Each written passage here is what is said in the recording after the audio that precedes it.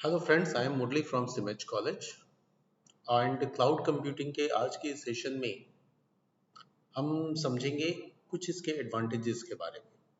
Last कुछ videos में मैंने क्लाउड कंप्यूटिंग को इंट्रोड्यूस किया, डेटा सेंटर के बारे में बताया एंड फिर मैंने आपको कुछ हिस्ट्री के बारे में बताया। आज के इस लेक्चर में एडवांटेजेस को समझते हैं कि आखिर क्लाउड कंप्यूटिंग का इस्तेमाल करने से किसी ऑर्गेनाइजेशन को क्या बेनिफिट है, क्यों ऑर्गेनाइजेशन अपना बिजनेस जो है वो क्लाउड के ऊपर मूव कर रही है। बिजनेस क्लाउड के ऊपर मूव करने का मतलब कि डेटा मैनेजमेंट या क्लाउड से रिलेटेड अपने किसी ऑर्गेनाइजेशन के बिजनेस से रिलेटेड जो डिफरेंट टास्क हैं जो कि आईटी प्लेटफॉर्म पे होते हैं, उन चीजों को क्लाउड के ऊपर वो क्यों डाल रही है।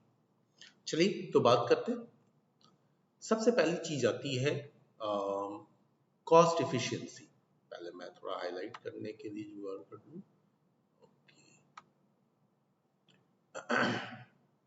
सबसे फर्स्ट पॉइंट है कॉस्ट इफिशियंसी।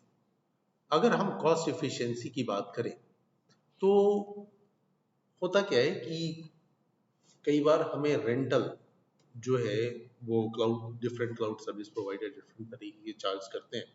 तो मैं यहाँ पर्टिकुलर कोई चार्ज की बात नहीं करूँगा। हाँ, ये लेक्चर मेरा कहीं ना कहीं AWS से रिलेटेड है, तो मैं AWS की चार्ज की भी बात नहीं कर रहा, क्योंकि मैं अभी जनरल क्लाउड कंप्यूटिंग समझा रहा हूँ।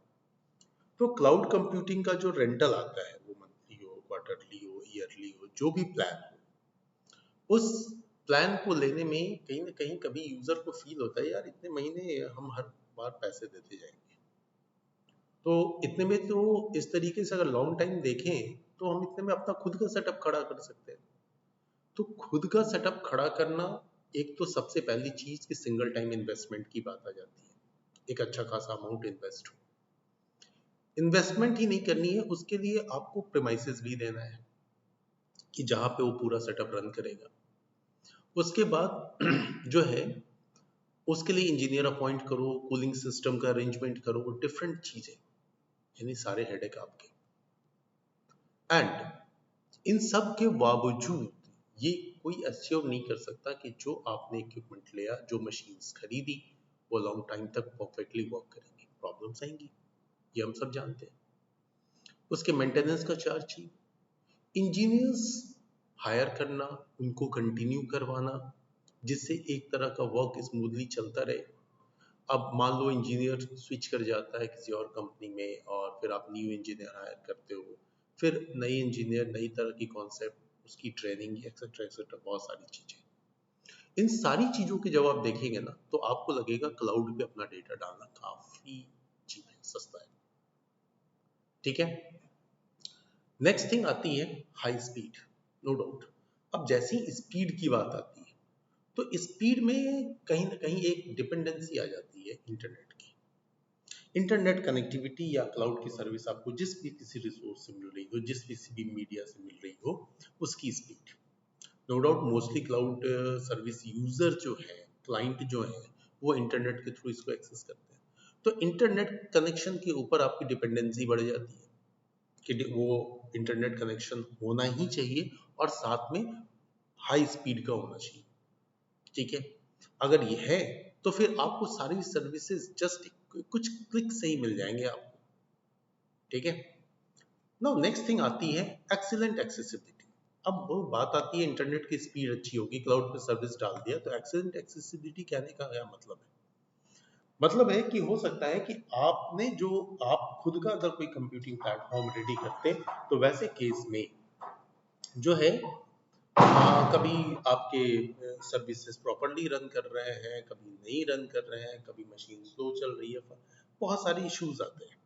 लेकिन क्लाउड सर्विस प्रोवाइडर इस चीज का वो एश्योरेंस देते हैं कि हमारे एंड से आपको कोई परेशानी नहीं आएगी, आपका डेटा हमेशा फास्ट एक्सेसिबल होगा। यहाँ पे भी क्या कंडीशन है कि इंटरनेट कनेक्टिविटी होनी चाहिए, फाइन, हाई स्पीड की इंटरनेट कनेक्टिविटी होनी चाहिए। ओके। अब एक्सीलेंट एफिशिएंसी में कुछ चीजें और भी आती हैं। यहाँ पे 24/7 आपको सर्विस मिलती रहती है। आप कभी भी एक्सेस करो, चाहे आपका ऑफिस जो है 3 शिफ्ट में वर्क करता हो, नॉन स्टॉप संडे मंडे कोई भी हॉलीडे नहीं होता, एवरीडे वर्क चलता है, तो भी हमेशा आपको सर्विस अवेलेबल रहेगी। फाइन। नाउ नेक्स्ट थिंग आती है बैकअप एंड रीस्टोर। हाँ, ये एक मैटर करता है, क्योंकि जब आप डेटा कहीं भी रखते हैं तो उस डेटा से रिलेटेड आपके मन में एक टेंशन जरूर होता है कि क्या होगा अगर ये डेटा किसी वजह से करप्ट कर जाता, डिलीट हो जाता, हाँ कोई भी इश्यूज आ जाती है।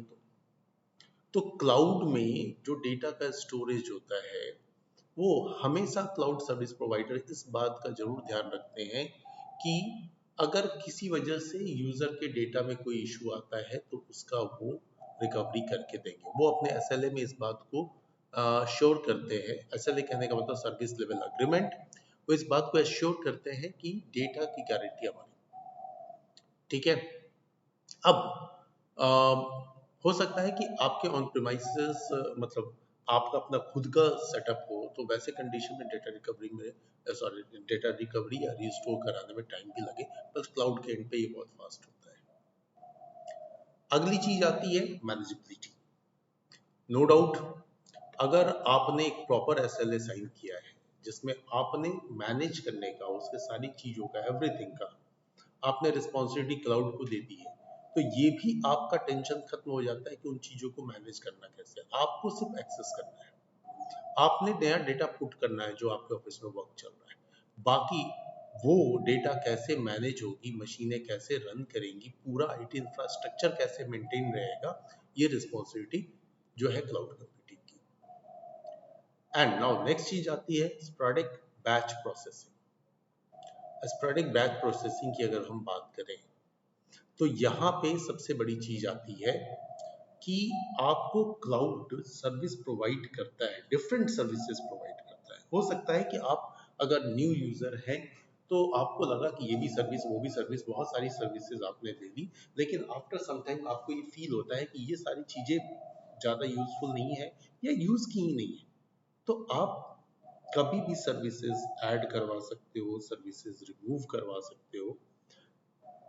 आपको जैसा जितना आप सर्विसेज यूटिलाइज करेंगे उसके अकॉर्डिंग आपको पेमेंट करना पड़ेगा, है ना। And now last, strategic as.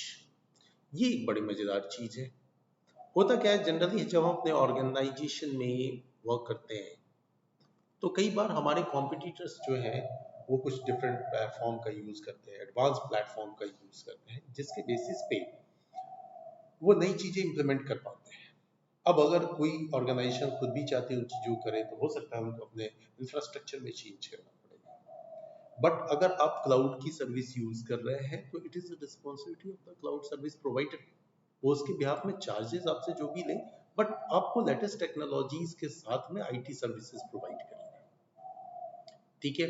तो ये सारी चीजें समझने के बाद नो डाउट कोई भी ऑर्गेनाइजेशन ये जरूर कंसीडर करेगी कि right, it's a correct decision that we should use cloud computing. That's why most of the organizations, large organizations, which are capable to establish its own infrastructure, but they are just using cloud services. So, fine. These are few advantages of cloud computing. कुछ ये advantages मैंने आपको बताए। मैं अपने next video में बात करूंगा कुछ disadvantages के बारे में। So, thank you. Thanks for today.